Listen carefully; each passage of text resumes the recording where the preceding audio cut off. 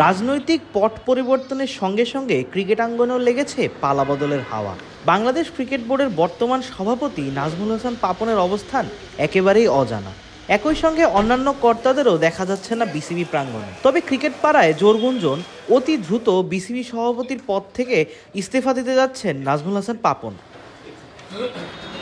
Bangladesh cricket বোর্ডের অন্তর্বর্তীকালীন committee গঠনের কাজ এগিয়েছে অনেকখানি। এমন অবস্থায় ক্রিকেট পাড়ায় জোর গুঞ্জন, বিসিবির নতুন প্রেসিডেন্ট হতে যাচ্ছেন সাবেক ক্রিকেটার ও সাবেক প্রধান নির্বাচক ফারুক আহমেদ। ইতিমধ্যে নাকি রূপরেখাও চূড়ান্ত হয়ে গিয়েছে, এখন সেটি বাস্তবায়নের কাজ চলছে। তবে প্রেসিডেন্ট পদের জন্য সৈয়দ আশরাফুল হক ও নাজমুল আবেদিন ফাহিমরাও আলোচনায় ছিলেন। এমনকি শনিবার রাতে ফারুক আহমেদের সঙ্গে একান্ত বৈঠক করেছেন যুব ও ক্রীড়া উপদেষ্টা আসিফ মাহমুদ সজীব ভুইয়া। সেই বৈঠকেই আলোচনা হয়েছে ফারুক আহমেদকে বিসিবি নীতি নির্ধারকের পদে বসানো নিয়ে। ক্রিক ফ্রেন্ডসের সঙ্গে একান্ত আলাপকালে বাংলাদেশের সাবেক ক্রিকেটার জানিয়েছেন, শুধু বোর্ড সভাপতি হিসেবেই নয়, দেশের ক্রিকেটের উন্নয়নে যে কোনো পদে কাজ করতে তিনি আগ্রহী। আমার সাথে আলোচনা হয়েছে, তবে কোনো নির্দিষ্ট পদ নিয়ে নয়। আমি আগ্রহী।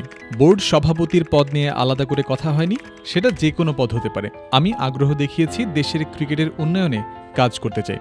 যে কোনো নীতি নির্ধারকের পদে কাজ করতে আগ্রহী। 250-টিরও বেশি ডিজাইন অপশন নিয়ে ওয়ালটন স্মার্ট ফ্রিজ, বোঝে আপনার প্রয়োজন।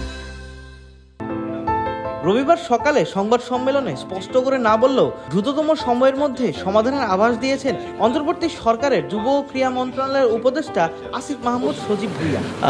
বিসিবির ডিরেক্টর এবং সভাপতির পদত্যাগের বিষয়টি আমি মিডিয়াতে দেখেছি, কিন্তু অফিসিয়ালি আমি এ বিষয়ে কোনো নিশ্চয়তা কিংবা বক্তব্য পাইনি। এই বিষয়ে আমরা আলোচনা করছি বিভিন্ন স্টেক হোল্ডারদের সাথে, ক্রিকেট সংগঠক, সাবেক ক্রিকেটার, এ বিষয়ে একটি ভালো সমাধানে পৌঁছানোর জন্য। সাবেক ক্রিকেটার ফারুক আহমেদ এর আগে 2 মেয়াদে বিসিবির প্রধান নির্বাচক হিসেবে দায়িত্ব পালন করেছেন। প্রথম মেয়াদে 2003 থেকে 2007 সাল পর্যন্ত, আবার দ্বিতীয় মেয়াদে দায়িত্ব পালন করেছেন 2013 থেকে 2016 সাল পর্যন্ত। তবে দ্বিতীয় মেয়াদে তার দায়িত্ব পালন সুখকর ছিল না, পদত্যাগ করে বিদায় নেন বিসিবি থেকে।